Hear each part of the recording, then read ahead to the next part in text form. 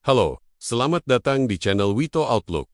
Pernahkah Anda bertanya-tanya, bagaimana sebenarnya kecerdasan buatan atau AI akan mengubah ekonomi global? Apakah ini akan menjadi berkah bagi semua orang, atau justru menciptakan lebih banyak masalah? Hari ini, kita akan membahasnya secara singkat dan praktis, berdasarkan data dan laporan terbaru dari lembaga-lembaga terkemuka di dunia. Mari kita mulai dengan inti temuannya. PwC, salah satu firma konsultasi terbesar, memperkirakan AI dapat menambah hingga 15,7 triliun dolar ke PDB global pada tahun 2030.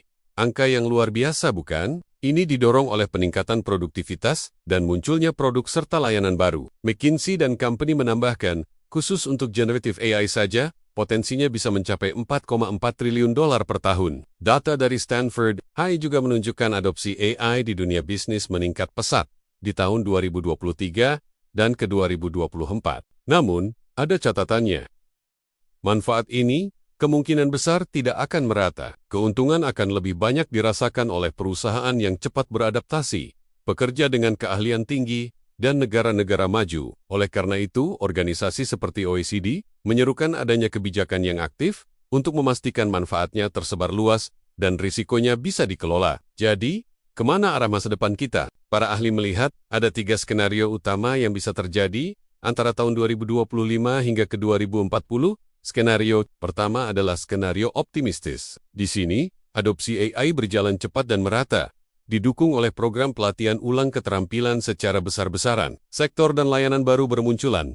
PDB meningkat secara berkelanjutan. Upah para pekerja yang bisa berkolaborasi dengan AI ikut naik, dan harga beberapa layanan bahkan bisa turun. Ini adalah skenario ideal yang sejalan dengan potensi tertinggi yang diproyeksikan PwC dan McKinsey. Skenario kedua adalah skenario sentral, atau yang paling mungkin terjadi. Bank Dunia menggambarkan skenario ini, di mana keuntungan besar hanya dinikmati oleh perusahaan terdepan dan pekerja terampil. Pekerjaan rutin yang berulang terotomatisasi lebih cepat daripada kemampuan kita untuk melatih ulang para pekerjanya. Akibatnya, PDB memang naik, tapi dibarengi dengan ketimpangan yang semakin tinggi dan gesekan sosial politik. Skenario ketiga adalah skenario pesimistis. Investasi AI hanya terkonsentrasi pada segelintir perusahaan teknologi raksasa. Banyak pekerja yang kehilangan pekerjaan dan sulit menemukan peran baru.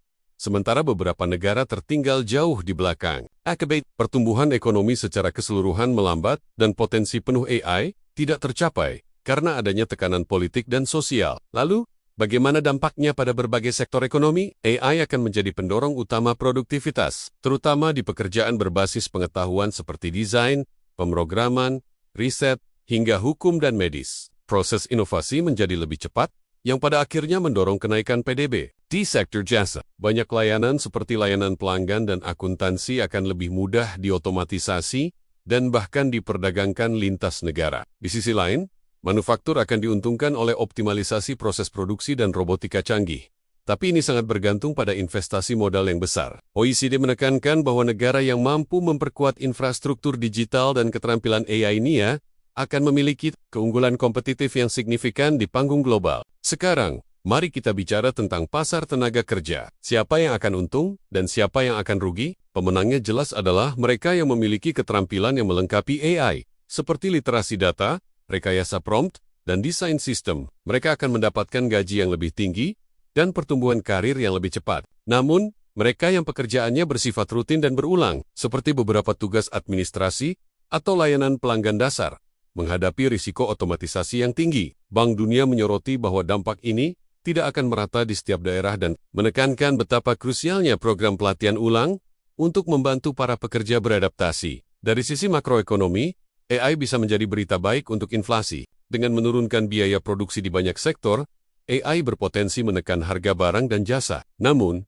efek jangka pendeknya masih belum pasti, tergantung pada seberapa cepat transisi tenaga kerja terjadi. Di sisi lain, investasi besar-besaran pada pusat data dan chip akan membuat keuntungan terkonsentrasi pada pemilik modal dan perusahaan teknologi. Tanpa kebijakan redistribusi yang tepat, PwC memperingatkan bahwa ketimpangan pendapatan bisa semakin melebar. Secara geopolitik, persaingan untuk menjadi pemimpin AI akan semakin ketat, karena ini terkait langsung dengan kekuatan ekonomi dan strategis sebuah negara. Tentu saja, ada risiko besar yang perlu kita waspadai. Pertama, dislokasi tenaga kerja yang bisa memicu keresahan sosial. Kedua, konsentrasi kekuatan pasar di tangan segelintir perusahaan raksasa. Ketiga, kesenjangan keterampilan, di mana sistem pendidikan kita tidak mampu mengejar kebutuhan industri. Dan terakhir, risiko kesalahan kebijakan, baik itu regulasi yang terlalu ketat sehingga menghambat inovasi, atau terlalu longgar sehingga menimbulkan risiko baru. Jadi, apa langkah praktis yang bisa kita ambil? Untuk pemerintah,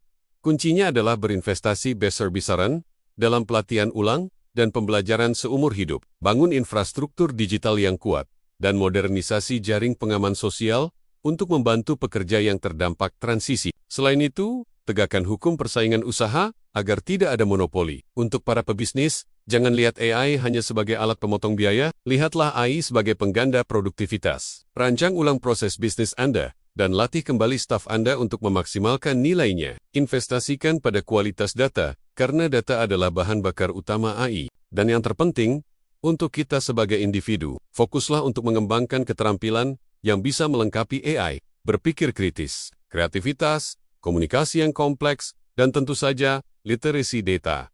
Jangan pernah berhenti belajar, mengambil kursus singkat atau sertifikasi tentang alat-alat AI, baru bisa memberikan manfaat yang sangat cepat dalam karir Anda. Sebagai kesimpulan, AI memiliki potensi luar biasa untuk mendorong ekonomi global, menambah triliunan dolar dan meningkatkan produktivitas kita. Namun, manfaat ini tidak datang secara otomatis. Manfaat ini bergantung pada penyebaran teknologi yang luas, kebijakan publik yang cerdas, investasi besar dalam pelatihan ulang, dan upaya kita bersama untuk mencegah konsentrasi pasar yang berlebihan. Jika semua syarat ini terpenuhi, kita bisa menuju masa depan yang lebih sejahtera dan merata. Jika tidak, keuntungan hanya akan dinikmati segelintir orang, dengan risiko gesekan sosial yang signifikan. Terima kasih telah menyimak pandangan dari Wito Outlook.